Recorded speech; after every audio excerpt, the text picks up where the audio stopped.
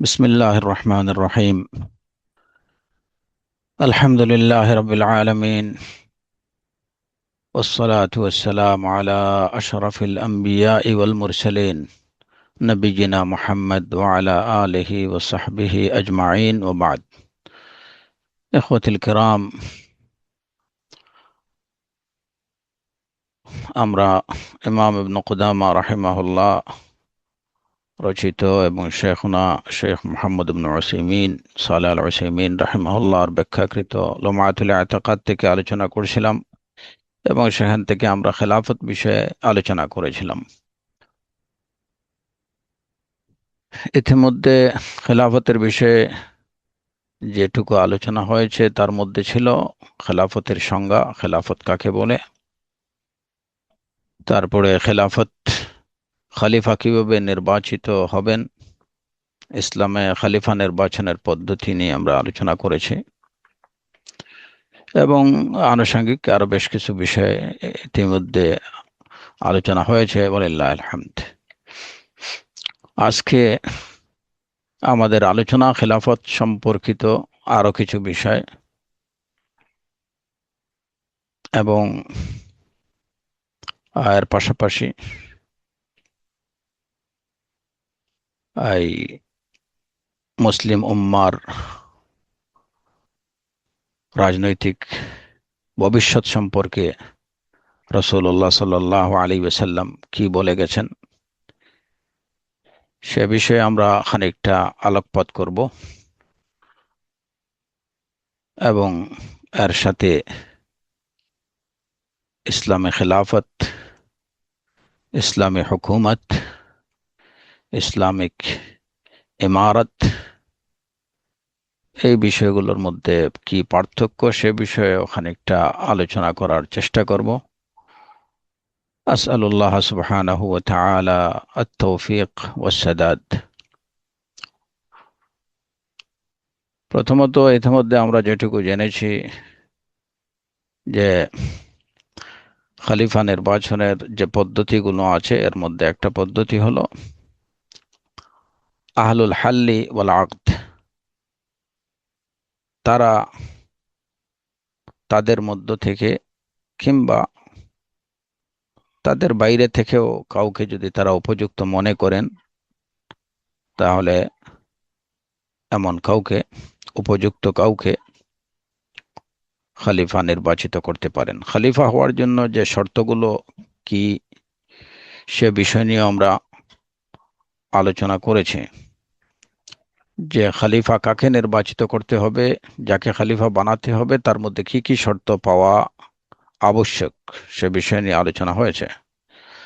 আহলুল হাল্লি ওয়াল আকদ, এই পরিভাষাটা এটা ইসলামিক রাজনীতিতে খুবই পরিচিত একটা শব্দ এবং আহলুল হাল ওয়াল আকদ বলতে কি বোঝায় সে বিষয়ে আমরা আলোচনা করেছি, যে মূলত আহলুল হাল ওয়াল আকদ হচ্ছে যারা ইনফ্লুয়েন্সিয়াল পিপল, সমাজে যাদের প্রভাব প্রতিপত্তি আছে, যাদেরকে লোকজন অনুসরণ করে, যাদের কথা শুনে এবং যারা প্রাজ্ঞ এবং বিজ্ঞ লোক, সমাজের প্রাজ্ঞ এবং বিজ্ঞ লোক, এরা হচ্ছেন আহলুল হাল্লি ওয়াল আকদ। এখানে আরেকটা বিষয় জেনে রাখা ভালো যে উসুল ফিকহের মধ্যেও কিন্তু আহলুল হাল ওয়াল আকদ এই শব্দটা ব্যবহৃত হয়েছে। উসুল ফিকহের মধ্যেও আমরা আহলুল হাল ওয়াল আকদ এই শব্দটা পাই, কিন্তু সিয়াসতে শরঈয়া কিংবা ইসলামী রাজনীতির পরিভাষায় আহলুল হাল ওয়াল আকদ বলতে যা বুঝায়, ফিকহের পরিভাষায় আহলুল হাল ওয়াল আকদ বলতে একদম সেম জিনিস বুঝায় না। ফিকহের পরিভাষায় আহলুল হাল ওয়াল আকদ হচ্ছেন যারা মুজতাহিদিন, মাসাইল ইস্তেমবাদ করার মতো ক্ষমতা যাদের আছে, এমন সব লোককে আহলুল হাল ওয়াল আকদ বলা হয়। পক্ষান্তরে ইসলামে রাজনীতির পরিভাষায় আহলুল হাল ওয়াল আকদ হলেন যে যারা কোনো খলিফা কিংবা কোনো শাসক নিয়োগ করার কিংবা অপসারণের ক্ষমতা রাখেন, এরকম লোক সমাজে যাদের এমন প্রভাব প্রতিপত্তি আছে তাদেরকে আহলুল হাল ওয়াল আকদ বলা হয়। এবং আমরা ইতিমধ্যে এই বিষয়টা বলেছি যে আহলুল হাল ওয়াল আকদ হতে হলে তাদের মধ্যে মৌলিক কিছু শর্ত পেতে হবে, যে শুধুমাত্র প্রভাব প্রতিপত্তিশালী হলেই হবে না, তাদের মধ্যে আরো কিছু গুণাবলী থাকতে হবে, শর্ত থাকতে হবে। যে এ ধরনের লোককে অবশ্যই মুসলিম হতে হবে, তাকে সাহেবুত তাকলিফ হতে হবে, তার মধ্যে আদালা থাকতে হবে, তারপরে একজন খলিফা কি রকম খলিফা নিয়োগ করতে হবে, বা কে কোন ব্যক্তি খলিফা হওয়ার যোগ্য, এই সমস্ত বিষয়ে তার নলেজ থাকতে হবে, এবং এর সাথে প্রভাব প্রতিপত্তি থাকতে হবে, এবং তিনি পুরুষ হতে হবে। এরকম বেশ কিছু শর্ত রয়েছে যেগুলো সম্পর্কে আমরা ইতিমধ্যে আলোচনা করেছি আলহামদুলিল্লাহ। তো এইগুলা হচ্ছে মৌলিক শর্ত যেগুলা আহলুল হাল ওয়াল আকদ হওয়ার জন্য প্রয়োজন। একজন ব্যক্তিকে আপনি যদি আহলুল হাল ওয়াল আকদের মধ্যে গণ্য করতে হয় তাহলে তার মধ্যে এই শর্তগুলো পেতে হবে। তো যখন পাওয়া যাবে তখন তিনি আহলুল হাল ওয়াল আকদের মধ্যে গণ্য হবেন, এবং তিনি এবং তার টিম, তারা আহলুল হাল ওয়াল আকদ কিন্তু এক ব্যক্তি না, এই এই এই একাধিক ব্যক্তি থাকতে পারেন। তারা একজন খলিফা নিয়োগ করতে পারেন, কিংবা যদি দেখেন যে কোনো শাসকের মধ্যে দিনের দিক থেকে আদালার ক্ষেত্রে তার মধ্যে বিচ্যুতি চলে আসছে, তাকে অপসারণ করা দরকার, তারা তাকে অপসারণ করতে পারেন। তো মূল কথা হলো আহলুল হাল ওয়াল আকদ তারা খলিফা বা শাসক, ইসলামিক শাসক তারা নিয়োগ করবেন, এটা তাদের দায়িত্ব, বা তাদের মাধ্যমে একজন খলিফা বা আমির মনোনীত হতে পারেন। তো যখন আহলুল হাল ওয়াল আকদরা এরকম যোগ্য কোনো ব্যক্তিকে, তাদের দৃষ্টিতে কাউকে যোগ্য মনে হবে ওই, এবং যার মধ্যে খলিফা হওয়ার শর্তগুলো পাওয়া যাবে, তাকে তারা খলিফা হিসাবে কিংবা রাষ্ট্রপ্রধান হিসাবে নিয়োগ দেবেন, যখন তাদের কাছে এই বিষয়টা প্রমাণিত হবে যে উনি খলিফা হওয়ার যোগ্য। তো এরকম ব্যক্তির কাছে এখানে আজকের আলোচনা, প্রথমত যে বিষয়টা আমরা বলতে চাচ্ছি এখানে, যে আহলুল হাল ওয়াল আকদ কোনো ব্যক্তিকে খলিফা হওয়ার কিংবা শাসক মানে রাষ্ট্রপ্রধান হওয়ার যোগ্য মনে করলেন এবং তারা তাকে নিয়োগ দিতে চাইলেন। এখন তিনি যদি তাদের ডাকে সাড়া দেন বা তাদের এই প্রস্তাবকে গ্রহণ করেন তাহলে তো হয়েই গেল। যদি তিনি তাদের এই প্রস্তাবে সাড়া না দেন, সবাই মিলে ওনার কাছে, ওই যোগ্য ব্যক্তির কাছে প্রস্তাব নিয়ে গেল যে আমরা চাচ্ছি আপনাকে খলিফা মনোনীত করতে চাচ্ছি, রাষ্ট্রের দায়িত্ব আপনার হাতে দিতে চাচ্ছি, আপনি এটা গ্রহণ করেন। তিনি যদি সেটাকে প্রত্যাখ্যান করেন যে না, আমি এই মহান দায়িত্ব আমি নিতে পারবো না, তাহলে কি করতে হবে? এই ক্ষেত্রে তারা পরবর্তী যোগ্য ব্যক্তি যিনি, তার কাছে প্রস্তাব নিয়ে যাবেন। কারণ কাউকে জোর জবরদস্তি করে দায়িত্ব অর্পণ করা যাবে না। একজন চাচ্ছেন না যে আমি এই দায়িত্ব নিতে চাচ্ছি না বা আমি নিতে পারবো না, আপনি তাকে যে অস্ত্রের মুখে বলেন, কিংবা যে না গৃহবন্দী করে অস্ত্রের মুখে যে আপনি এই মুহূর্তে আপনাকে দায়িত্ব নিতে হবে, জাতির সামনে এসে আপনাকে একটা ভাষণ দিতে হবে যে হ্যাঁ আমি এই দায়িত্ব নিলাম, হ্যাঁ, এরকম কোনো কিছু করা যাবে না। উইলিংলি ওই যোগ্য ব্যক্তি তিনি যদি দায়িত্ব নেন ফালিল্লাহিল হামদ, তিনি যদি দায়িত্ব না নেন তাহলে তাকে কোনোভাবেই জোর জবরদস্তি করা যাবে না। এই ক্ষেত্রে আহলুল হাল ওয়াল আকদ তারা তাদের পছন্দের তালিকায় দ্বিতীয় ব্যক্তি যিনি আছেন তার কাছে প্রস্তাব নিয়ে যাবেন, এবং তিনি যদি সেটা গ্রহণ করেন তাহলে তো হয়েই গেল। এইভাবেই তারা তাদের পছন্দের তালিকা অনুযায়ী, তালিকা ধরে ক্রম অনুযায়ী তাদের কাছে যাবেন। যিনি গ্রহণ করবেন তিনি খলিফাতুল মুসলিমিন হিসাবে বিবেচিত হবেন। এখন দেখা গেল যে পছন্দের তালিকায় দুইজন ব্যক্তি আছেন, এবং দুইজনের মধ্যেই যে খলিফা হওয়ার যে যোগ্যতা, খলিফার যোগ্য হওয়ার জন্য যে বিষয়গুলো আছে সেই বিষয়গুলো দুইজনের মধ্যে সমান সমান, যে কাকে বাদ দেবেন কাকে রাখবেন এরকম পরিস্থিতি নেই, দুইজনের মধ্যে দুইজনের কোয়ালিটি সমান। এই ক্ষেত্রে কি করবেন? এই ক্ষেত্রে শরীয়তে যে নির্দেশনাগুলো আছে সেটা হলো যে তাদের মধ্যে তুলনামূলকভাবে যিনি বয়স্ক হবেন তাকেই প্রথম প্রস্তাব দিতে হবে, তাকেই মনোনীত করতে হবে দুইজনের মধ্যে। কারণ বয়সে যে একদম দুইজন সমান বয়সী হবেন, কমপক্ষেও তো মাসখানেকের ব্যবধান থাকতে পারে। তো সেই হিসাবে যদি যে বয়সের দিক থেকে যিনি বড় হবেন আহ, তাকে খলিফা মনোনীত করা যাবে।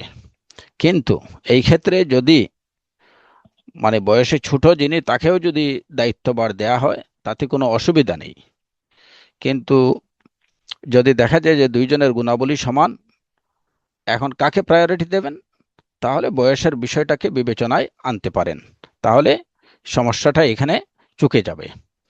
তো এই যে দিক নির্দেশনাগুলো, এই দিক নির্দেশনাগুলো আসলে শুধুমাত্র খলিফা নির্বাচনের ক্ষেত্রে না, বরং একটা রাষ্ট্র পরিচালনার অনেকগুলো ক্ষেত্রেই এই নির্দেশনাগুলো যদি অনুসরণ করা হয় তাহলে অনেক মাসআলার বা অনেক সমস্যার সমাধান হয়ে যাবে। তো কিন্তু এখানে যদি দেখা যায় যে বয়স্ক যিনি বড় তাকে রেখে তার থেকে বয়সে তুলনামূলকভাবে ছোট যিনি তাকে মনোনয়ন করা হয়েছে, তাহলে এতে কোনো অসুবিধা নেই এবং এটা নিয়ে প্রশ্ন তোলা যাবে না।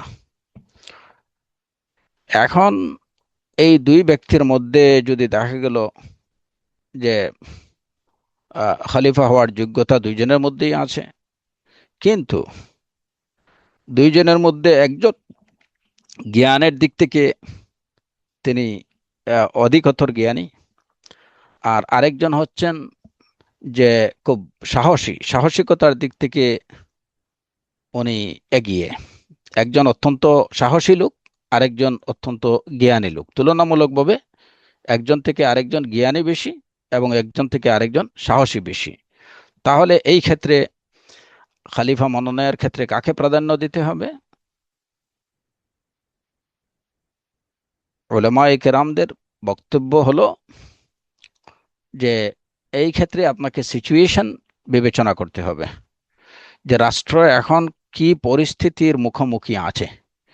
সেই পরিস্থিতিতে জ্ঞানী লোকের প্রয়োজন। দুইজনই তো জ্ঞানী, জ্ঞানী না হলে তো খলিফার যোগ্য হবেন না, যোগ্যতা লাভ করতে পারবেন না। দুইজনই জ্ঞানী, কিন্তু তুলনামূলকভাবে একজন বেশি জ্ঞানী, বেশি অধিক জ্ঞান রাখেন, আর একজন হয়তো ওনার থেকে জ্ঞানের দিক থেকে কিছুটা কম, কিন্তু তার মধ্যে সাহসিকতা বেশি, তিনি অত্যন্ত সাহসী বীর পুরুষ। তো এই ক্ষেত্রে আপনাকে রাষ্ট্রের পরিস্থিতি বিবেচনায় নিতে হবে। রাষ্ট্রের পরিস্থিতি যদি এমন হয় যে রাষ্ট্রটা এমন সময় অতিক্রম করছে যে যেখানে একজন সাহসী লোকের সাহসী পদক্ষেপ নেওয়ার প্রয়োজন বেশি, তাহলে এই ক্ষেত্রে আপনি ওই জ্ঞানী ব্যক্তিকে বাদ দিয়ে আপনি সাহসী লোককে মনোনীত করবেন। এটা রাষ্ট্রের কল্যাণের জন্য এবং পরিস্থিতি বিবেচনায়। আবার যদি দেখা যায় যে রাষ্ট্রের মধ্যে রাষ্ট্রের পরিস্থিতি এমন যে এখানে আহ, যে সবচেয়ে বেশি দরকার হচ্ছে ইলমের, যে রাষ্ট্রের মধ্যে বিদআত, খুরাফাত এবং ভ্রান্ত মতবাদের ছড়াছড়ি অনেক বেশি বেড়ে গেছে, এইগুলা প্রতিহত করার জন্য একজন আহ, আলেমে দিন দরকার, দিনের বিষয়ে পর্যাপ্ত জ্ঞান রাখেন এরকম ব্যক্তি দরকার। তাহলে এই ক্ষেত্রে ওই সাহসী পুরুষকে বাদ দিয়ে যিনি অধিকতর জ্ঞানী তাকেই খলিফা হিসাবে মনোনীত করতে হবে, এবং এইটা রাষ্ট্রের কল্যাণে। তো এই কথাগুলো বলার কারণ হচ্ছে যে সব সময় যে একজন আলেম যিনি বা যিনি বেশি জানেন তাকেই যে তিনি খলিফা মনোনীত হবেন এরকম না। অনেক সময় আছে যে উনি জ্ঞান কম রাখেন কিন্তু সৎ সাহস তার মধ্যে আছে, যথাসময়ে যথাযথ পদক্ষেপ নেওয়ার এই মানসিকতা, এই সাহসিকতা তার মধ্যে আছে। কিন্তু হয়তো ওই সময় যেখানে দেখা যায় যে হয়তো রাষ্ট্রের পরিস্থিতি দাবি করছে যে একজন একটা সাহসী পদক্ষেপ দরকার, একজন সাহসী লোক দরকার, যে বাইরের আগ্রাসনগুলো মোকাবেলা করার জন্য এরকম একজন লোক দরকার। তো ওইখানে যদি আমরা বিবেচনা করি যে না, উনি তো জ্ঞানী লোক, তাকে খুব পণ্ডিত ব্যক্তি, তাকে দেই, হ্যাঁ, তাহলে কিন্তু সেটা রাষ্ট্রের কল্যাণ এই ক্ষেত্রে কম হতে পারে, বা রাষ্ট্র কিছুটা কল্যাণ বর্জিত হতে পারে। এর জন্য ইসলামী সিয়াসতের মধ্যে এই পারমিশনটুকু আছে যে সবসময় আপনি অধিকতর জ্ঞানী লোককেই প্রাধান্য দেবেন তা না, বরং আপনার সময় পরিস্থিতি কি চাইতেছে, সময় পরিস্থিতি এবং রাষ্ট্রের চাহিদা বিবেচনায় আপনি খলিফা মনোনীত করবেন। তবে অবশ্যই সর্বক্ষেত্রেই যে খলিফা হওয়ার জন্য যে মৌলিক যে যোগ্যতা বা যে শর্তগুলো আছে ওইগুলো তার মধ্যে বিদ্যমান থাকতে হবে। এখন যদি দেখা যায় যে অনেক সময় যে বাহিরের আগ্রাসন বা বহিঃশক্তির মোকাবেলার প্রয়োজনটুকু হয়তো সামনে নেই, এরকম কোনো সিচুয়েশন নাই, কিন্তু রাষ্ট্রের অভ্যন্তরে বিভিন্ন ধরনের বাতিল মতবাদের খুব বেশি বিস্তৃতি করছে, বিভিন্ন বাতিল আকিদা, বাতিল মাযাহিবগুলো মাথাচাড়া দিয়ে উঠছে, এরা নিজেদের প্রপাগান্ডা জোরে সোরে চালাচ্ছে। এদেরকে দমন করার জন্য, এদেরকে প্রতিহত করার জন্য ইলমের দরকার। আপনি অস্ত্রের প্রয়োগের আগে তো প্রথমে ইলমের দরকার, ইলমের দ্বারা তাদেরকে মোকাবেলা করতে হবে। তো সেই ক্ষেত্রে একজন অবশ্যই অধিকতর বিজ্ঞ লোক যিনি, তাকেই মনোনয়ন দিতে হবে।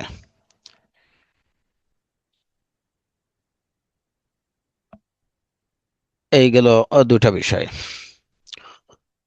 এর পরে যে বিষয়টা,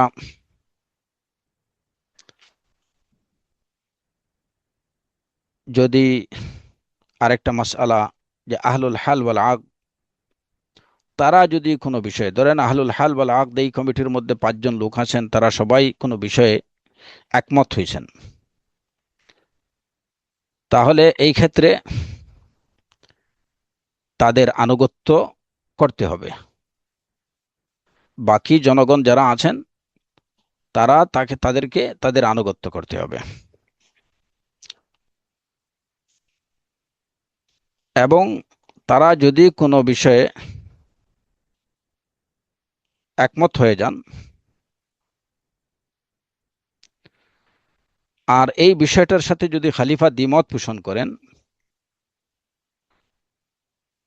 আহলুল হাল ধরেন আমরা মনে করি যে যেমন আহলুল হাল ওয়াল আকদের এই কমিটির মধ্যে 5 জন ব্যক্তি আছেন কিংবা 10 জন ব্যক্তি আছেন, যে পরিমাণে যে সংখ্যকই থাকুন না কেন, তারা সবাই কোনো একটা বিষয়ে একটা মত পোষণ করছেন।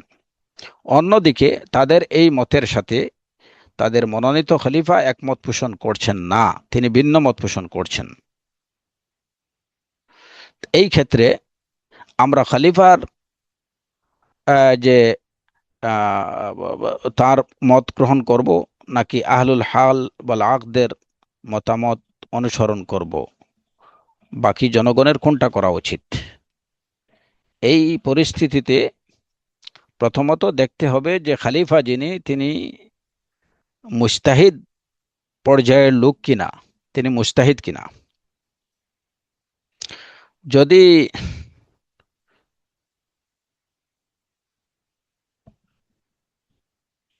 এখানে এখানে একটা বিষয়, প্রথমত আমরা যেটা বললাম যে যদি আহলুল হাল ওয়াল আকদের সবাই যদি কোনো একটা বিষয়ে একমত পোষণ করেন,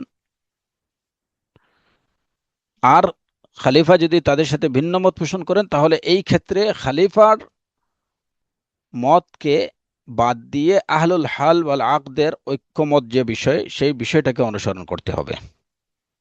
মাসআলাটা জেনে রাখেন। আহলুল হাল ওয়াল আকদের সবাই কোনো একটা বিষয়ে একমত পোষণ করছেন, ধরেন কমিটিতে 10 জন আছেন, 10 জনই একটা মত পোষণ করছেন। অন্যদিকে খলিফা তাদের সাথে ভিন্ন মত পোষণ করছেন। সাধারণ জনগণের কি করা উচিত? সাধারণ জনগণ আহলুল হাল ওয়াল আকদের যে মত, সেই মতকে অনুসরণ করবে। এই ক্ষেত্রে খলিফার মতকে তাদের অনুসরণ করার প্রয়োজন নেই। আচ্ছা, এখন দেখা গেল যে আহলুল হাল ওয়াল আকদের মধ্যে 10 জন আছেন, 10 জনের মধ্যে হয়তো 5 জন কিংবা 7 জন তারা একটা মত পোষণ করছেন, বাকি 3জন বা 5জন আরেকটা মত পোষণ করছেন।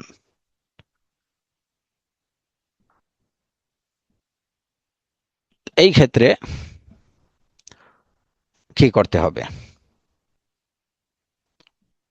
কারণ আহলুল হাল ওয়াল আকদের সবাই একটা বিষয় একমত না, তাদের মধ্যে দুইটা মত।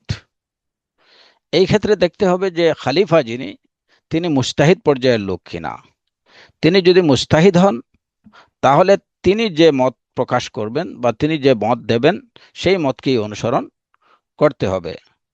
আর যদি তিনি মুজতাহিদ না হন, খলিফা যদি মুজতাহিদ না হন, তাহলে আহলুল হাল ওয়াল আকদের অধিকাংশ লোক যে মত প্রদান করবেন, সেই মতকে অনুসরণ করতে হবে। এবং এখানে দেখতে হবে আরেকটা বিষয়, এটা অসূক্ষ্ম একটা বিষয়। আমরা সেকেন্ড যে বিষয়টা বললাম যে আহলুল হাল ওয়াল আকদের মধ্যে দ্বিমত আছে। এই ক্ষেত্রে খলিফা যদি তিনি মুজতাহিদ হন, তাহলে তার অভিমতটাকে অনুসরণ করতে হবে। যদি তিনি মুজতাহিদ না হন, তাহলে আহলুল হাল ওয়াল আকদের বেশিরভাগ যে মত দেবেন, সেই মতকে অনুসরণ করতে হবে। কিন্তু এখানে আরেকটা কথা রয়ে গেল যে এই বেশিরভাগ আহলুল হাল ওয়াল আকদের বেশিরভাগের মত অনুসরণ করতে হবে তখন যখন এই বেশিরভাগের মধ্যে, আহলুল হাল ওয়াল আকদের মধ্যে কোনো আলেম থাকবেন।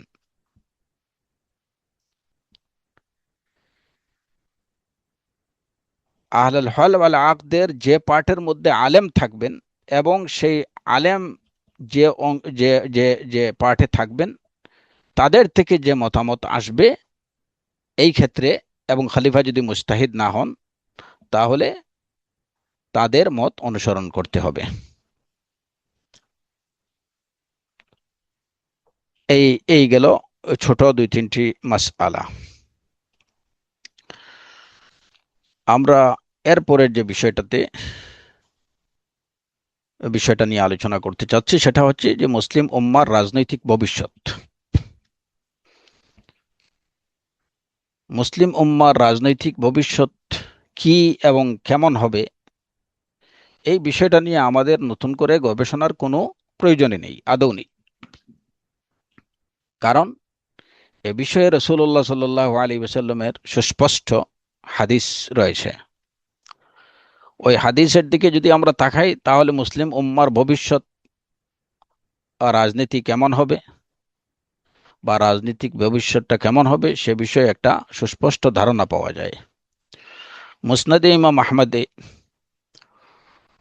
হুযায়ফা ইবনুল ইয়ামান রাদিয়াল্লাহু আনহু থেকে বর্ণিত হাদিস, তিনি বলেন, রাসূলুল্লাহ সাল্লাল্লাহু আলাইহি ওয়াসাল্লাম বলেছেন, তাকুনুন নবুওয়াতু ফীকুম মা শা আল্লাহু আন তাকুন, সুম্মা ইয়ারফাউহা ইযা শাআ আন ইয়ারফাআহা, সুম্মা তাকুনু খিলাফাতুন আলা মিনহাজিন নবুওয়াহ ফাতাকুনু মা শা আল্লাহু আন তাকুন, সুম্মা ইয়ারফাউহা ইযা শা আল্লাহু আন ইয়ারফাআহা, সুম্মা তাকুনু মুলকান আদদান ফায়াকুনু মা শা আল্লাহু আন ইয়াকুন, সুম্মা ইয়ারফাউহা ইযা শাআ আন ইয়ারফাআহা, সুম্মা তাকুনু মুলকান জাবরিয়্যাহ ফাতাকুনু মা শা আল্লাহু আন তাকুন, সুম্মা ইয়ারফাউহা ইযা শাআ আন ইয়ারফাআহা, সুম্মা তাকুনু খিলাফাতুন আলা মিনহাজিন নবুওয়াহ আলা মিনহাজি নবুওয়াতিন। মুসনাদে আহমদে বর্ণিত হাদিস, এবং আবু দাউদে হাদিসটি বর্ণিত আছে। এছাড়াও অন্যান্য সুনানের গ্রন্থে হাদিসটি বর্ণিত রয়েছে। এই হাদিসটির সনদ সম্পর্কে একদম সর্বশেষ যে কথা, অনেকেই হাদিসটিকে হাদিস সাহি বলেছেন, এবং কম আজ কম নিতান্তই যদি সাহি না হয় হাদিসটি হাসান, এই বিষয়ে মুহাদ্দিসিনদের মধ্যে কোনো দ্বিমত নেই। ইমাম আলবানী রাহিমাহুল্লাহ হাদিসটিকে সাহি বলেছেন। তো সুতরাং এই হাদিস নিয়ে, হাদিসের প্রামাণিকতা নিয়ে, বিশুদ্ধতা নিয়ে কোনো প্রশ্নের অবকাশ নেই। হাদিসের বিষয়বস্তু বা এর মর্মার্থ হলো যে রাসূলুল্লাহ সাল্লাল্লাহু আলাইহি ওয়াসাল্লাম বলেছেন যে তোমাদের মধ্যে নবুয়ত ততক্ষণ পর্যন্ত থাকবে যতক্ষণ পর্যন্ত আল্লাহ চান, তারপরে নবুয়তের বিষয়টিকে উঠিয়ে নেবেন যখন তিনি চাইবেন, মানে নবুয়তের পাঠ শেষ হয়ে যাবে। এরপরে সুম্মা তাকুনু খিলাফা আলা মিনহাজিন নবুওয়া, নবুয়তের আদলে বা নবুয়তের পদ্ধতিতে, এই তরিকায় তারপরে খেলাফতের পাঠ শুরু হবে। খিলাফা আলা মিনহাজিন নবুওয়া যেটা, এবং তোমাদের মধ্যে এই এই খেলাফা আলা মিনহাজিন নবুওয়া এটা থাকবে যতক্ষণ পর্যন্ত আল্লাহ আযজা ওয়া জাল্লা চাইবেন। এরপরে এটাকে আল্লাহ আযজা ওয়া জাল্লা যখন চাইবেন তখন সেই এই খেলাফতটাকে উঠিয়ে নেবেন। সুম্মা তাকুনু মুলকান আবদান, এরপরে শুরু হবে, এরপরে হবে মুলকান আবদা। মুলকান আবদা হচ্ছে যে রাজত্ব, জুলুম নির্যাতন মূলক রাজত্ব, যে রাজত্বের মধ্যে জুলুম থাকবে, নির্যাতন থাকবে। মুলকান আবদান মানে যে রাজত্বের মধ্যে মুলকুন আদুদ বলা হয়, যেটার মধ্যে এই যে কঠোরতা থাকবে, নির্যাতন থাকবে, এরকম রাজত্ব শুরু হবে। এবং এই রাজত্ব ততক্ষণ পর্যন্ত থাকবে যতক্ষণ আল্লাহ আযজা ওয়া জাল্লা চাইবেন, তারপরে এটাকে তিনি উঠিয়ে নেবেন যখন তিনি চাইবেন। তারপরে শুরু হবে সুম্মা তাকুনু মুলকান জাবরিয়াতান, জোর জবরদস্তিমূলক রাজত্ব। মুলকান আবদান আগে ছিল, যেটা মুলকান আবদা, জুলুম নির্যাতনের রাজত্ব। এরপরে শুরু হবে যে জোর জবরদস্তিমূলক রাজত্ব, রাজত্বের দিন শুরু হবে, যুগ শুরু হবে।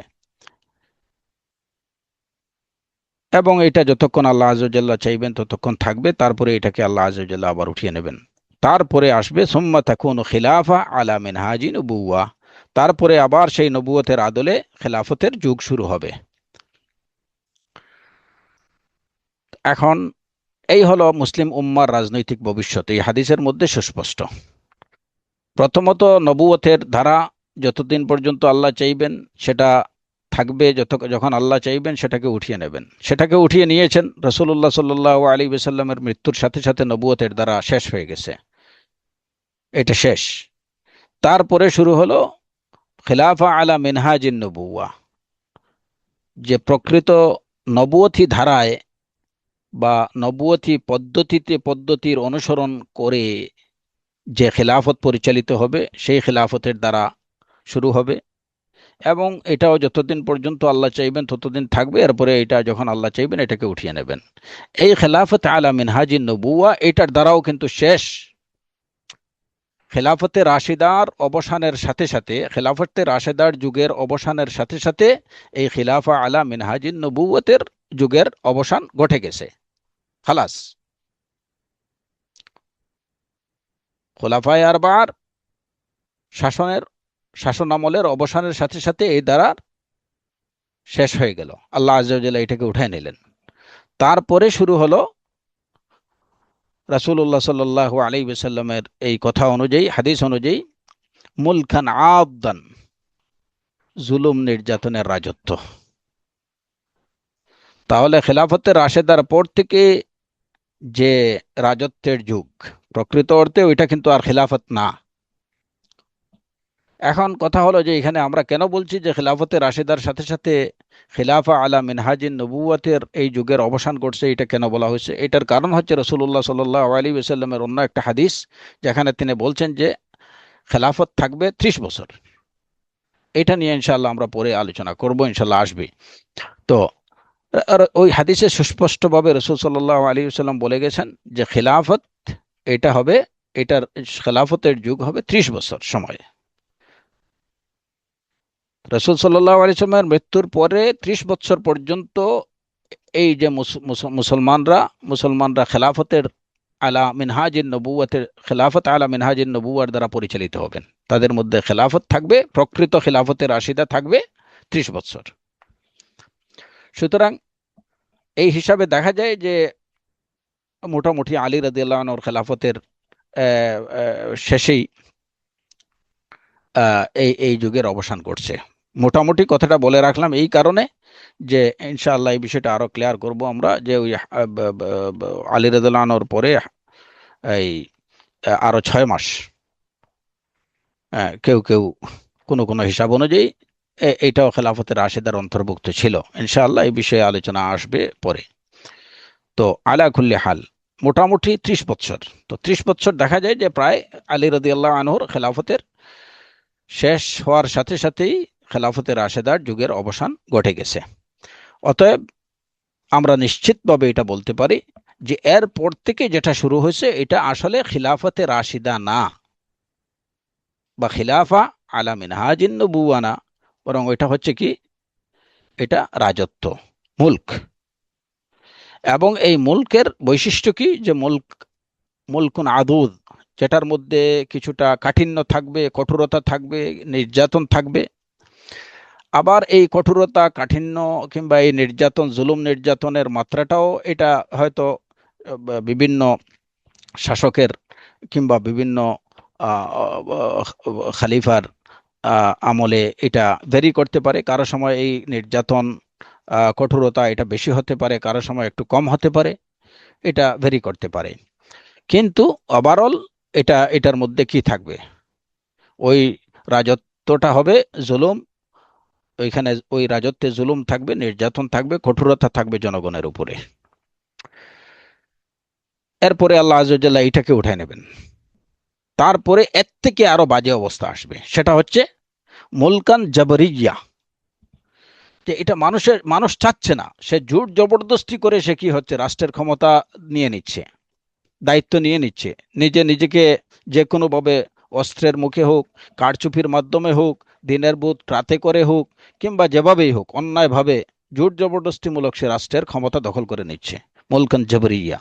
এবং ওইখানে যেহেতু জনগণের অনিচ্ছা অনিচ্ছা সত্ত্বেও সে যেহেতু রাষ্ট্রের দায়িত্বভার নিচ্ছে,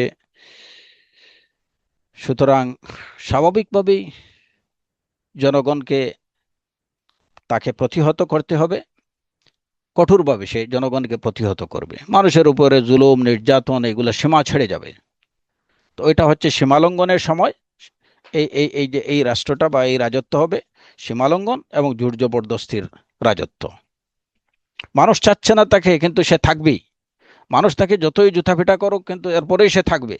মানুষ তার অপসারণ কিংবা তার যতই চাচ্ছে যে তুমি ক্ষমতা ত্যাগ করো, পদত্যাগ করো, না, সে কোনোভাবেই থাকবে না, পদত্যাগ করবে না।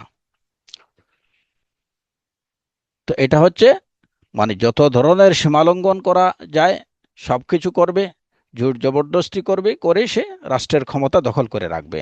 এই যুগ চলে আসবে। এখন আমরা রাসূলুল্লাহ সাল্লাল্লাহু আলাইহি ওয়াসাল্লামের এই হাদিস অনুযায়ী কোন যুগে আছি সেটা খুব সহজে অনুমেয়। বেশিরভাগ মুসলিম উম্মা, এবং এখানে আমরা যে কথাগুলো বলছি এই কথাগুলো মূলত ইসলামী রাষ্ট্র বা হ্যাঁ ইসলামী রাষ্ট্র নিয়ে আমরা কথা বলছি। এগুলা কিন্তু অন ইসলামিক রাষ্ট্র সম্পর্কে না। মুসলিম রাষ্ট্র যারা, ইসলামী রাষ্ট্র বলা যাবে না, ধরেন মুসলিম রাষ্ট্র এবং মুসলিম রাষ্ট্রপ্রধানদের যে হালাত, তো এই মানে এই হালাতের মধ্যেই আমরা আমাদের যাবে। রাসূলুল্লাহ সাল্লাল্লাহু আলাইহি ওয়াসাল্লামের এই হাদিস অনুযায়ী এটা আমরা বলতে পারি।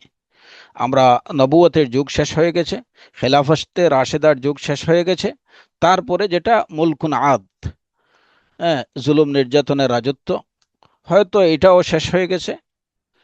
এবং এখন হয়তো আমরা মুলক জাবরিয়া, যেটা জোর জবরদস্তিমূলক রাজত্ব, এইটার মধ্যেই আমরা এইটার মধ্য দিয়ে আমরা যাচ্ছি। কিন্তু আশার বাণী হলো এটুকু যে রাসূলুল্লাহ সাল্লাল্লাহু আলাইহি ওয়াসাল্লাম বলছেন যে এই যুগের অবসান হয়ে যাবে এবং এক সময় আবার সেই খেলাফা আলা মিনহাজিন নবুওয়াতের যুগ চলে আসবে। এবং এটা কখন আসবে? ইমাম মাহদি ইমাম মাহদি মাহদির যুগে, ঈসা আলাইহিস সালাতু ওয়াস সালামের অবতরণের পরে ওই যুগের শুরু হবে। এবং মুসলিম উম্মাহ ওই খেলাফতের মধ্য দিয়ে মুসলিম উম্মার বা কি শেষ হবে। যেটা কিয়ামতের পূর্বে, মিনা খেলাফা আলা মিনহাজিন নবুয়া, ইমাম মাহদির আগমনের পরে, ঈসা আলাইহিস সালাতু ওয়াস সালামের অবতরণের পরে ওই যুগের শুরু হবে, এবং মানুষ আবার সেই খেলাফতের রাশেদার যে স্বাদ যেটা ওইটা আস্বাদন করবে।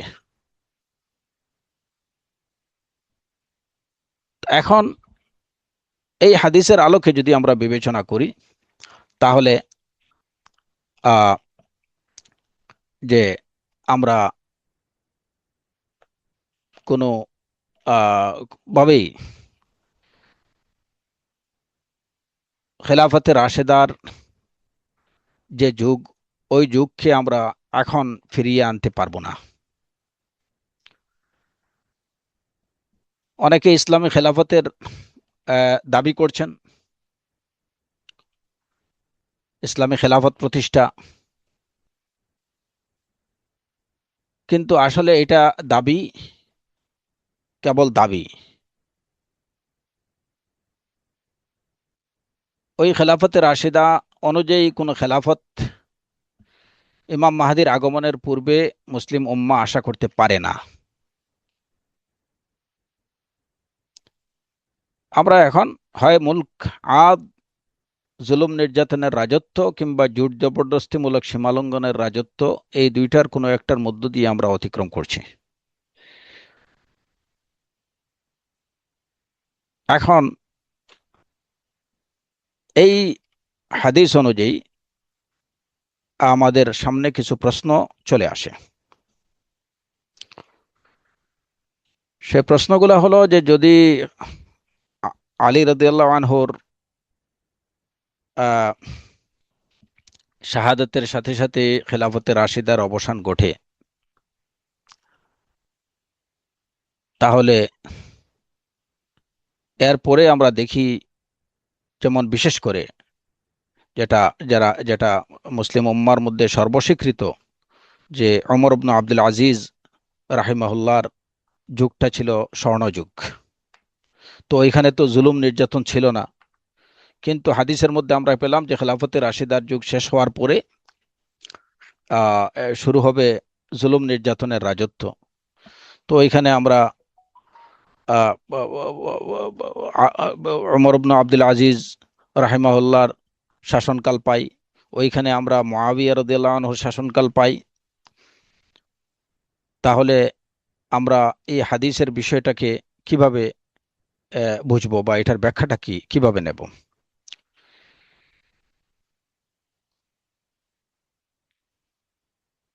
কারণ মুআবিয়া রাদিয়াল্লাহু আনহুর সময়টা উনি কি হিসাবে, শাসক হিসাবে, আমির হিসাবে উনি খুবই নম্র ছিলেন, অত্যন্ত ধৈর্যশীল লোক ছিলেন।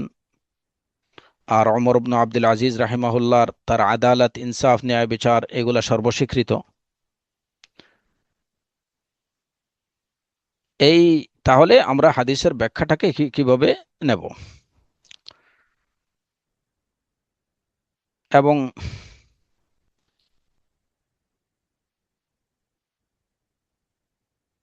আহ, হ্যাঁ, তো এখানে কথা হলো যে এই বিষয়ে আহ, আহলুল ইলমের তাদের যে জবাব, তাদের জবাবের আগে এটা অত্যন্ত চমৎকার একটা জবাব দিয়েছেন হাসান আল বসরি রাহিমাহুল্লাহ, যেটা ইমাম ইবনে হাজার আসকালানী রাহিমাহুল্লাহ তিনি তার ফাতহুল বারীতে উল্লেখ করেছেন, যে হাসান বসরি রাহিমাহুল্লাহ রাসূলুল্লাহ সাল্লাল্লাহু আলাইহি ওয়াসাল্লামের এই হাদিসে যে সুম্মা তাকুনু মুলকান আদান, তারপরে সুম্মা তাকুনু মুলকান জাবরিয়া, এখানে হাসান বসরি রাহিমাহুল্লাহ বলছেন যে এখানে বিষয়টা মানে মুসলিমদের রাজনৈতিক ভবিষ্যৎ বেশিরভাগ সময়টা কিভাবে অতিবাহিত হবে, মূলত ওই বিষয়টার প্রতি একটা নির্দেশনা, ওই বিষয়টার প্রতি একটা ইঙ্গিত ছিল, যে বেশিরভাগ সময় খেলাফতে রাশিদা শেষ হওয়ার পরে মুসলিম উম্মার রাজনৈতিক ভবিষ্যৎটা বেশিরভাগ সময়টা কিভাবে অতিক্রান্ত হবে, সেই বিষয়ের প্রতি একটা ইঙ্গিত ছিল। যে একদম টোটাল খেলাফতে রাশিদা শেষ হওয়ার পরে আবার খেলাফা আলা মিনহাজিন নবুওয়া আসার আগে বা ইমাম মাহাদির আগমনের আগ পর্যন্ত মুসলিম উম্মা মুলক আদান এবং মুলক জাবরিয়ার মধ্যে দিয়ে যাবে, আসলে ওরকম না। বিষয়টা হচ্ছে যে বেশিরভাগ সময়টাকে বোঝানো হয়েছে যে মুসলিম উম্মা বেশিরভাগ সময়, এরপরে তাদের বেশিরভাগ সময় কাটবে জোর জবরদস্তিমূলক কিংবা অন্যায় জুলুমের রাজত্বের মধ্য দিয়ে। এটা হচ্ছে হাসান বসরি রাহিমাহুল্লাহর কথা।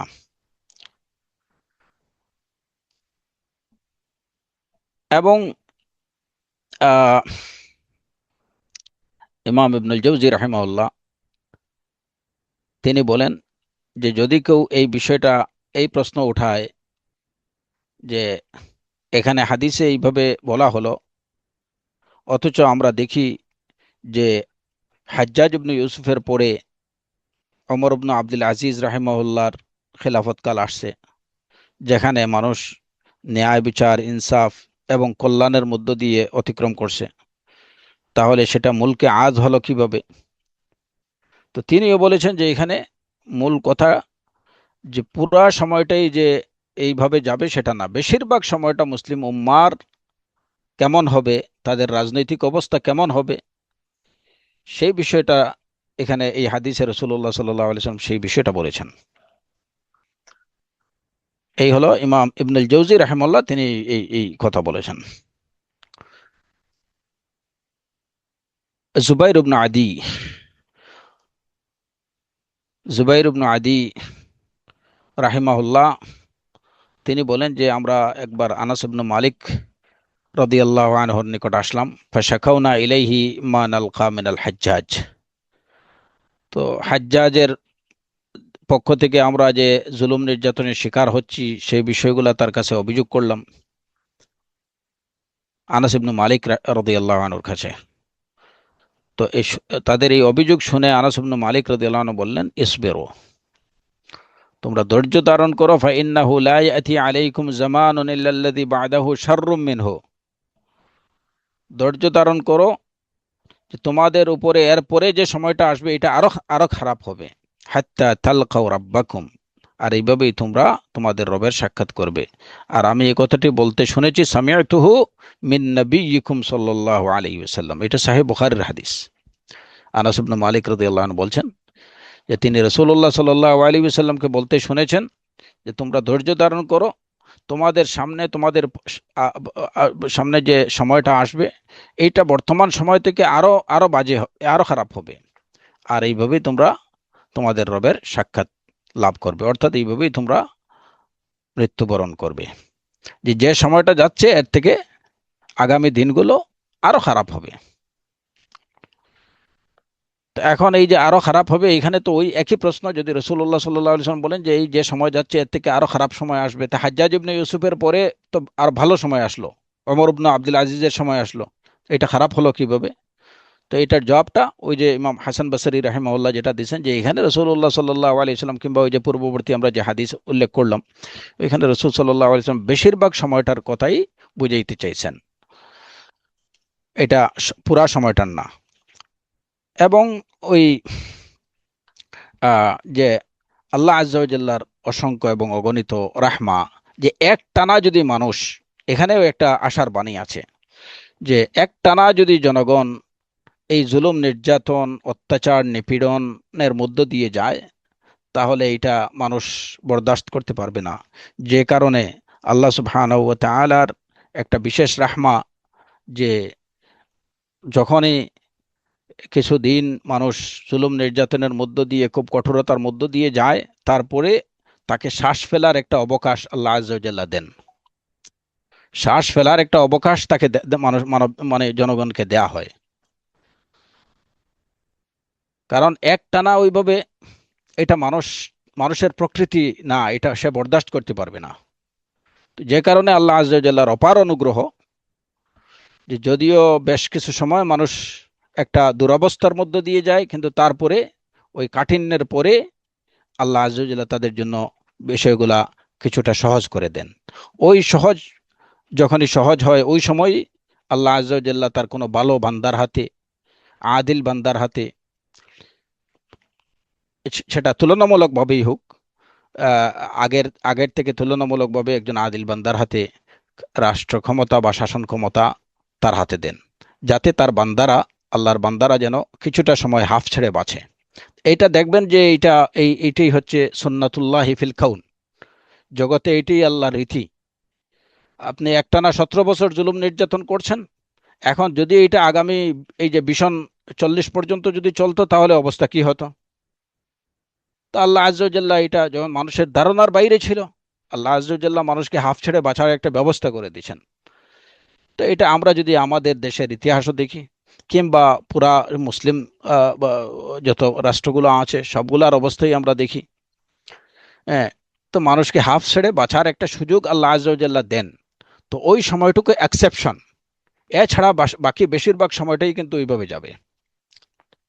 তো এখন কথা হলো যে আমাদের রাষ্ট্রপ্রধান রাষ্ট্রপ্রধান যিনি আছেন, কিংবা আমাদের রাষ্ট্র ক্ষমতায় যারা আছেন, তারা নিজেদেরকে যেন এমনভাবে পরিচালিত করেন যাতে জাতি বলতে পারে যে এই সরকারের সময়ে আমরা হাফ ছেড়ে বেঁচেছি। এটা যেন হয়, তাহলে হয়তো এটাও তারা আল্লাহ রব্বুল্লাহ আলমিনের কাছে ইয়াউমাল কিয়ামা নিজের নাজাতের জন্য একটা ওসিলা হিসাবে দাঁড় করাতে পারবেন। এটা তাদের নাজাতের একটা ওসিলা হয়তো হতে পারে, যে অ্যাটলিস্ট তাদেরকে চেষ্টা করতে হবে যে আমরা রাষ্ট্রটাকে, জনগণকে এমনভাবে পরিচালিত করি যাতে করে লোকজন বলতে পারে যে আমরা অত্যন্ত মানে একটা একটা কঠোরতার পরে খুব বাজে অবস্থা থেকে আমরা নিষ্কৃতি পেয়েছি, আমরা হাফ ছেড়ে বেঁচেছি। আমরা খেলাফতের রাশিদার আশা করি না এদের থেকে, কারণ ওই যুগের অবসান হয়ে গেছে, ওইটা শেষ হয়ে গেছে। এখন যদি আমরা মনে করি যে না, আমাদের দেশ হোক কিংবা অন্যান্য মুসলিম রাষ্ট্র যেগুলো আছে, যে ওনারা একেবারে খেলাফা আলা মানহাজিন নবুওয়া অনুযায়ী রাষ্ট্র পরিচালনা করবেন, তাহলে এটা আশা দুরাশাই মাত্র, আর কিছু না। ওইটা হবে না। তুলনামূলকভাবে আমরা যেন একটা বেটার কিছু পেতে পারি। আহ, যেমন হাজ্জাজ ইবনে ইউসুফের পরে ওমর ইবনে আব্দুল আজিজের যুগ আসছিল।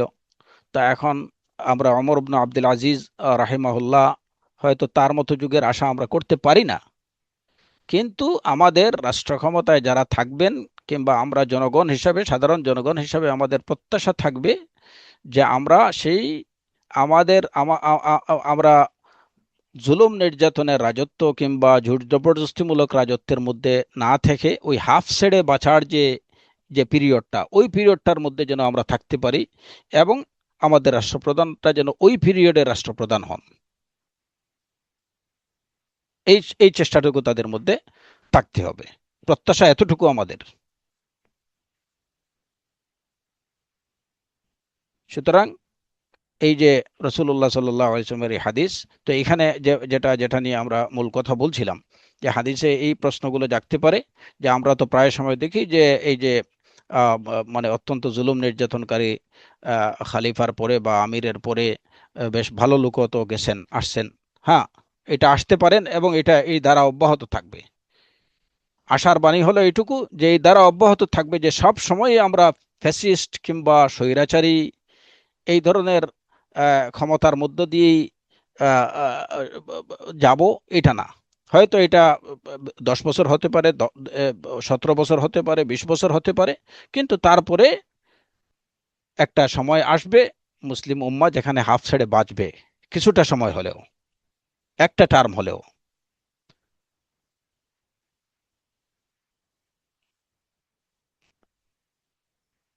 তো এই হলো ওই ওই এই সময়টা।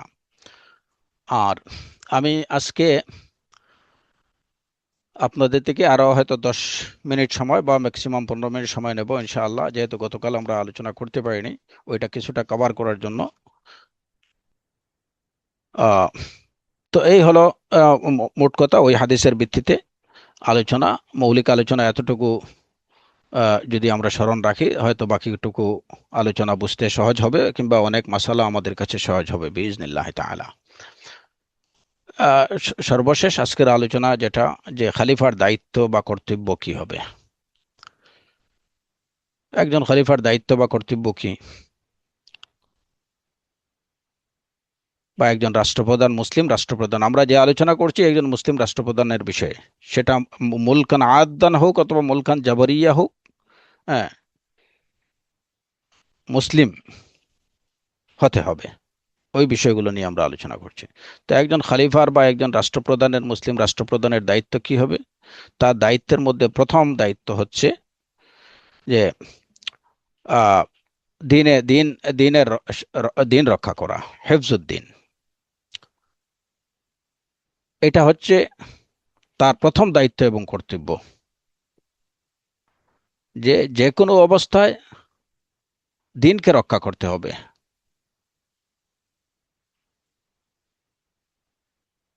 এবং দিনকে রক্ষা করা কিভাবে?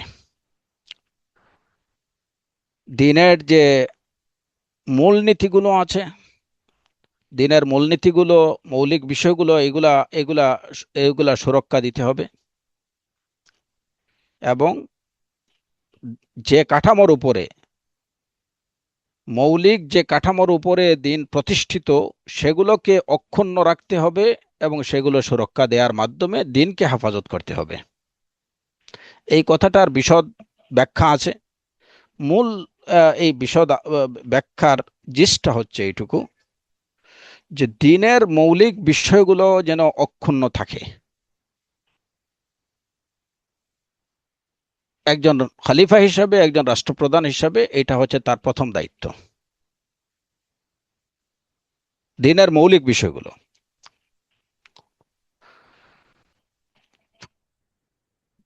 কোনোভাবেই যেন এগুলা নষ্ট না হয়, কিংবা এগুলার মধ্যে কোনো ধরনের অপব্যাখ্যা না ঢুকে। দিনের অপব্যাখ্যা, কোনো রাষ্ট্রপ্রধানের সময় যদি দিনের অপব্যাখ্যা হয়, কিংবা তার ছত্রছায়ায়, তার পৃষ্ঠপোষকতায় যদি দিনের কোনো অপব্যাখ্যা হয়, দিনের মধ্যে কোনো বিদআত আসে, দিনের মধ্যে কোনো বাতিল আকিদার ঢুকে, যদি কোনো রাষ্ট্রপ্রধানের সময় কোরআনে কারীমের কোনো আয়াতের ভুল ব্যাখ্যা করা হয় এবং এটা মানুষের কাছে পৌঁছে দেওয়া হয়, রাসূলুল্লাহ সাল্লাল্লাহু আলাইহি ওয়াসাল্লামের বিশুদ্ধ কোনো হাদিসের ভুল ব্যাখ্যা করা হয়, সেটা মানুষের, জনগণের কাছে পৌঁছে দেওয়া হয়, তাহলে এগুলা হচ্ছে দ্বীনের খেয়ানত করা। সুতরাং রাষ্ট্রপ্রধানের মূল দায়িত্ব হচ্ছে যে দ্বীনের মৌলিক যে কাঠামো যেটা আছে সেটাকে অক্ষুণ্ণ রাখার মাধ্যমে দ্বীন সংরক্ষণ করা।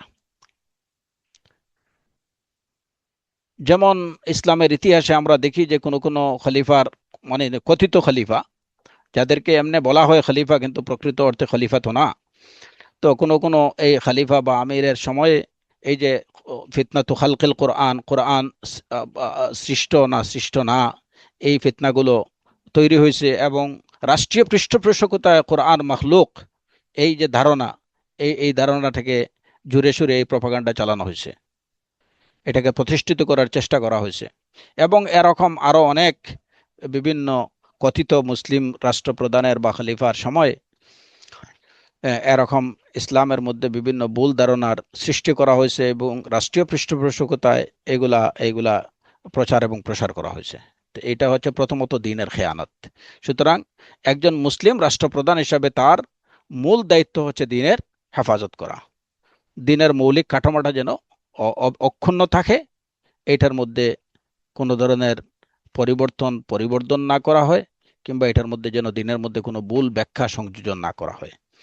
দ্বিতীয় বিষয় হচ্ছে তার দায়িত্ব যেটা, যে এই বিচার ব্যবস্থা, বিচার ব্যবস্থা ইসলামী বিচার ব্যবস্থা প্রয়োগ করা যথাযথভাবে ইনসাফ ভিত্তিক, যাতে করে তার রাষ্ট্রে কোনো দুর্বল যেন নিজেকে, কোনো মজলুম যেন নিজেকে দুর্বল না ভাবে, আর কোনো জালিম যেন সে সীমালঙ্ঘন করতে না পারে, প্রত্যেকে ন্যায় বিচার পায়।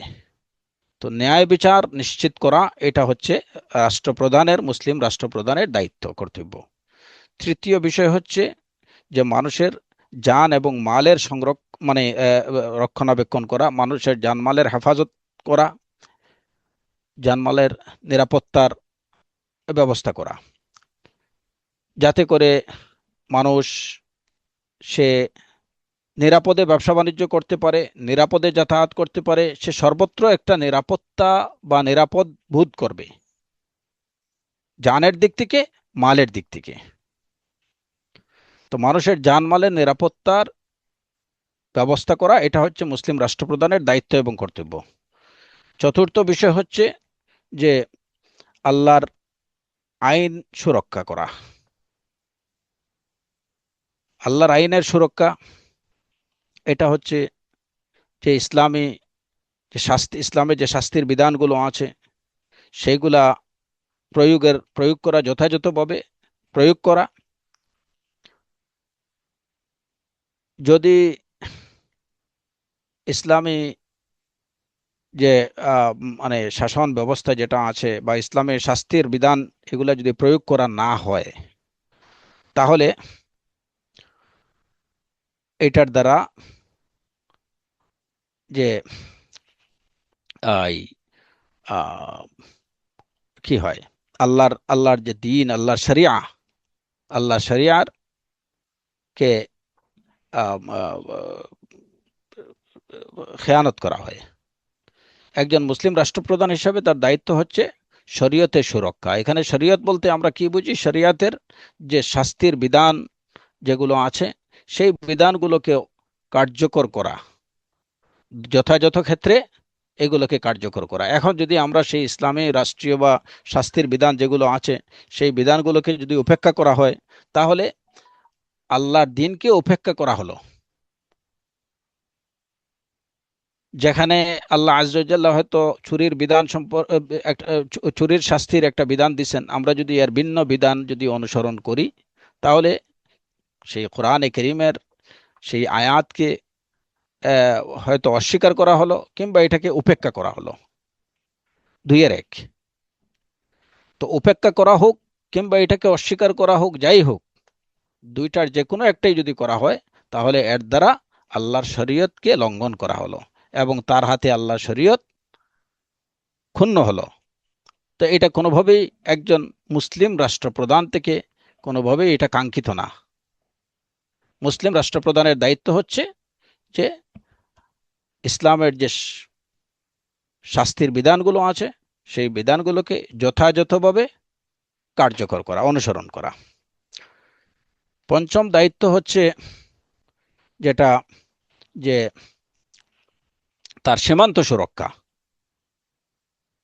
মুসলিম রাষ্ট্রের যে সীমান্ত আছে, এই সীমান্তের ভিতরে যেন 1 ইঞ্চি কেউ দখল না করতে পারে কোনো বহিরাগত কোনো শক্তি, সেই বিষয়ে তাকে অবশ্যই সজাগ এবং সতর্ক থাকতে হবে।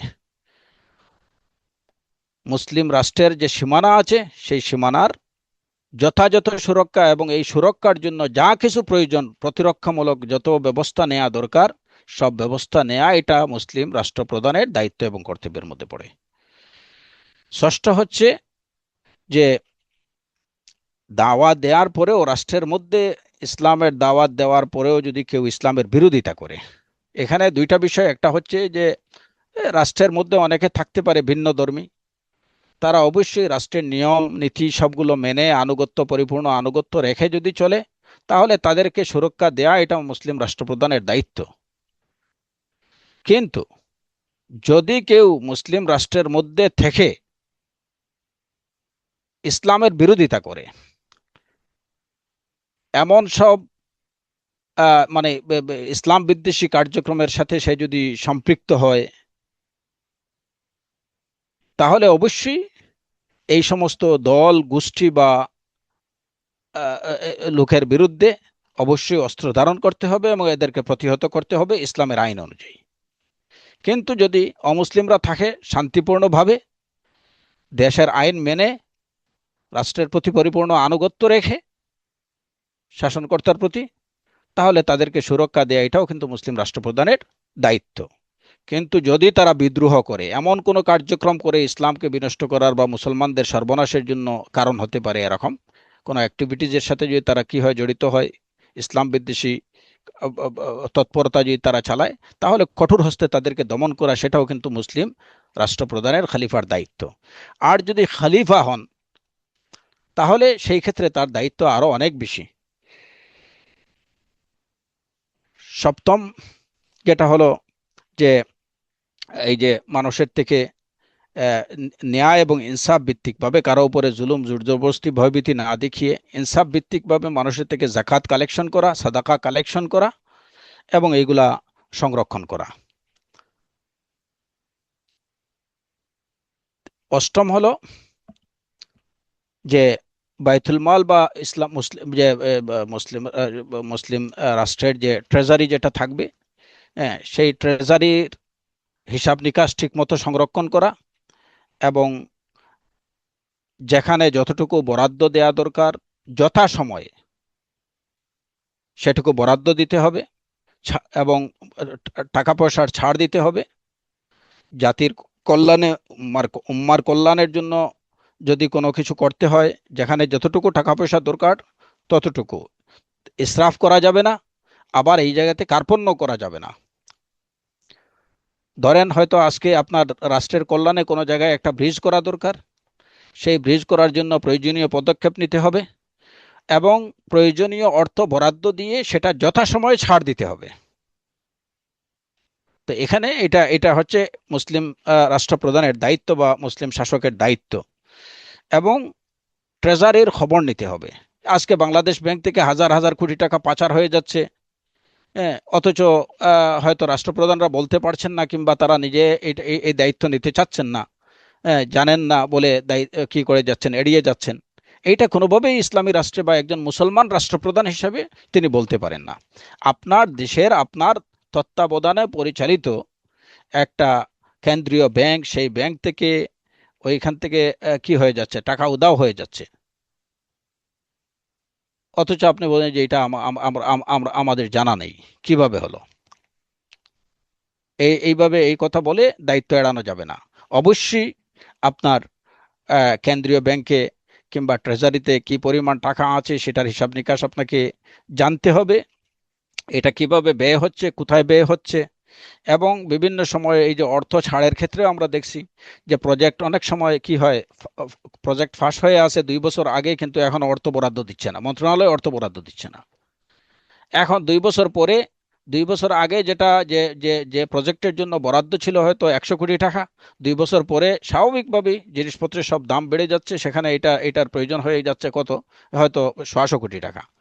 কিন্তু দেখা যায় যে মন্ত্রণালয় ওই টাকায় 2 বছর আগের অনুমোদিত অর্থই বরাদ্দ দিচ্ছে 2 বছর পরে 100 কোটি। এখন যে বাচ্চাটা এই যে ঠিকাদারি নিল, সেই ঠিকাদারি প্রতিষ্ঠান এটার মধ্যে কিভাবে কাজ করবে? তো দুর্নীতি শুরু তো ওইখান থেকেই। তারপরে অর্থ বরাদ্দ কিংবা অর্থ ছাড় দেওয়ার ক্ষেত্রেও দেখা যায় যে ওইখানেই টাকা ছেড়ে ছেড়ে আসতে হয়, নতুবা অর্থ ছাড় পাওয়া যায় না। এই বিষয়গুলো তদারকি করা একজন মুসলিম রাষ্ট্রপ্রধানের দায়িত্ব।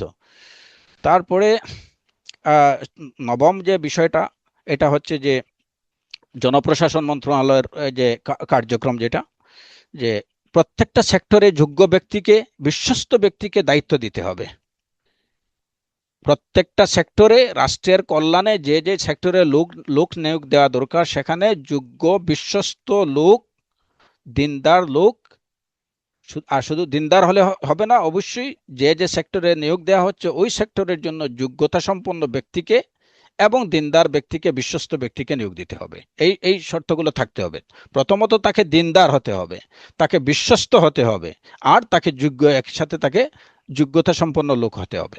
অযোগ্য লোক যদি দেয়া হয় তাহলে তাকে দিয়ে কিন্তু ওই সেক্টরটা এটা চলবে না।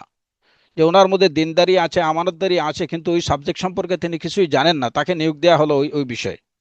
হ্যাঁ, তো এইটা এইভাবে চলবে না। যোগ্য ব্যক্তিকে যথাযথ স্থানে বসাতে হবে এবং যে যার মধ্যে আমানতদারি আছে এটাও দেখতে হবে। এখন যদি একজন খেয়ানতকারী লোক, তাকে যদি, তার মধ্যে যোগ্যতা আছে কিন্তু তার মধ্যে আমানতদারি নেই, এইটা তার এই যোগ্যতা রাষ্ট্রের কল্যাণে কাজে আসবে না। তো এটাও কিন্তু রাষ্ট্রপ্রধানের দায়িত্ব। আর সপ্তম যে বিষয়টা, যে অবশ্যই সবগুলো বিষয়ে তিনি তার নিজে তদারকি করবেন। এরকম যেন না হয় যে রাষ্ট্রপ্রধান তিনি বসে আছেন এবং বাস নির্দেশনা দিয়েই শেষ, বিল পাস করেই শেষ, কিংবা ক্যাবিনেটের মিটিংয়ে বসে হয়তো কোনো একটা বিষয় অনুমোদন দিলেন, এটি শেষ, এটা যেন না হয়। তাকে নিজে সবগুলো বিষয় তদারকি করতে হবে। আমাদের দেশের দুর্বলতা বা এই যে বেশিরভাগ মুসলিম রাষ্ট্রের দুর্বলতাটা এই জায়গাতেই, যে রাষ্ট্রপ্রধানরা ওনারা একটা অর্ডার ফাঁস করেই কি থাকেন, বাস একদম নিশ্চিত মন্ত্রণালয় মন্ত্রী আছেন, সচিব আছেন, ওনারা এই বিষয়গুলো দেখবেন, খালাস। সমস্যা এই জায়গাতেই। অনেক ভালো রাষ্ট্রপ্রধানরা আছেন, তারা রাষ্ট্রের ভালো চান, কিন্তু তাদের আশেপাশে বা তারা যে লোকগুলোকে তাদের মন্ত্রী হিসাবে রাখেন বা যে যাদেরকে সচিব হিসাবে নিয়োগ দেওয়া হয়, যে খেয়ানত তারাই করতেছে, কিন্তু তিনি নিজে, তার ত্রুটিটা হচ্ছে তিনি নিজে তদারকি করছেন না, তিনি নিজে নাকে তেল দিয়ে ঘুমাচ্ছেন। একজন মুসলিম রাষ্ট্রপ্রধান হিসেবে এটা করা যাবে না, তার দায়িত্ব অবশ্যই প্রত্যেকটা বিষয় নিজে তদারকি করতে হবে। আল্লাহ সুবহানাহু ওয়া তাআলা আমাদেরকে খেলাফতে রাশেদার যে কিছুটা হলেও স্বাদ আস্বাদন করতে পারি, আল্লাহ আযজা ওয়া জাল্লা আমাদেরকে এমন রাষ্ট্রপ্রধান দিন, আমাদেরকে এমন রাষ্ট্রের অধীনে পরিচালিত করুন যেখানে আমরা শান্তিতে এবং আল্লাহর দ্বীনের পথে চলতে সহায়ক হয়, এরকম শাসক আমাদেরকে দিন, যারা আমাদের মুসলিমদের জন্য এবং ইসলামের জন্য সাহায্যকারী হবেন সর্বক্ষেত্রে। এবং আল্লাহ আযজা ওয়া জাল্লা আমাদের মুসলিম রাষ্ট্রগুলোকে সব ধরনের অনিষ্ট থেকে রক্ষা করুন। ওয়া আখিরু দাওয়ানা আনিল হামদুলিল্লাহি রাব্বিল আলামিন ওয়া সাল্লাল্লাহু ওয়া সাল্লামা আলা নাবিয়িনা মুহাম্মদ ওয়া আলা আলিহি ওয়া সাহবিহি আজমাইন। জি শেখ, আহসানাল্লাহু ইলাইকুম ওয়া জাযাকাল্লাহু খাইরান শেখ। আমিন ওয়া ইয়াকুম। নাম শেখ, দুটো প্রশ্ন একটু কুইকলি, আমি জানি কুইকলি অ্যান্সার দেন ইনশাআল্লাহ। আম, প্রথম প্রশ্ন, ভাই জিজ্ঞেস করেছেন যে ইসলামী আইন অনুযায়ী একজন ফ্যাসিস্ট রাষ্ট্রপ্রধানের শাস্তি কি কি হয়ে থাকে? ইসলামী আইন অনুযায়ী একজন ফ্যাসিস্ট রাষ্ট্রপ্রধানের শাস্তি, জি শেখ। এটা নির্ভর করবে যে এই যে ফ্যাসিস্টেরও বিভিন্ন কোয়ালিটি আছে। এখন উনি কি ধরনের অপরাধ করেছেন, তার দ্বারা কি ধরনের অপরাধ সংগঠিত হয়েছে, এটার উপরে নির্ভর করবে। যদি তার দ্বারা এরকম কোনো অপরাধ সংগঠিত হয় যে অপরাধের শাস্তি হচ্ছে মৃত্যুদণ্ড, এবং এই বিষয়টা যদি সন্দেহাতীতভাবে প্রমাণিত হয়, তাহলে অবশ্যই তাকে মৃত্যুদণ্ড দিতে হবে। যদি তার অপরাধ এরকম হয় যেটা বেত্রাঘাতযোগ্য, তাহলে তাকে বেত্রাঘাত করতে হবে। সুতরাং ফ্যাসিস্ট হলেই যে তাকে মৃত্যুদণ্ড দিতে হবে এরকমও না কিছু। আর ফ্যাসিস্ট না, এরকমও হতে পারে যে অনেক রাষ্ট্রপ্রধান তিনি ফ্যাসিস্ট না, কিন্তু তার দ্বারা এমন কোনো অপরাধ সংগঠিত হয়েছে যে অপরাধের শাস্তি মৃত্যুদণ্ড, তাহলে সেই ক্ষেত্রে তার উপরে মৃত্যুদণ্ডের রায় কার্যকর করতে হবে। তো আলা কুল্লি হাল, এটা হচ্ছে যে সর্বাবস্থায় বিষয়টা হচ্ছে তার অপরাধের উপরে নির্ভর করবে যে তার অপরাধ কি রকম। যদি অপরাধটা যেরকম হবে এবং সেটা যদি প্রমাণিত হয়, সন্দেহাতীতভাবে প্রমাণিত হয়, তাহলে সেই অনুযায়ী ইসলামের আইন তার বিষয়ে কার্যকর করতে হবে। বারাকাল্লাহু ফিকুম। না, মফিকুম বারাকাল্লাহ। সর্বশেষ প্রশ্ন, আশা করি প্রশ্নটা ঠিক মতো করতে পারবো, কঠিন কঠিন বাংলা ওয়ার্ড ইউজ করছেন। বর্তমান বৈশ্বিক বাস্তবায়ন, একজন ন্যায়পরায়ণ মুসলিম শাসক আঞ্চলিক ও আন্তর্জাতিক পর্যায়ে আহ শক্তিধর রাষ্ট্র ও প্রভাবশালী জোটগুলোর সঙ্গে ইসলামিক নীতিমালার আলোকে কতটা ভারসাম্য বজায় রাখবেন?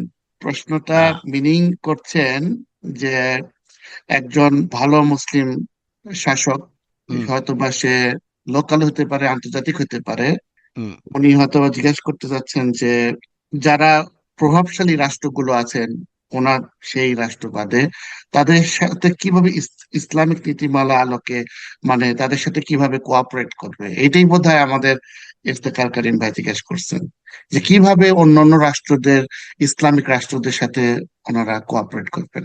আশা করি আমি ঠিকভাবে বলছি।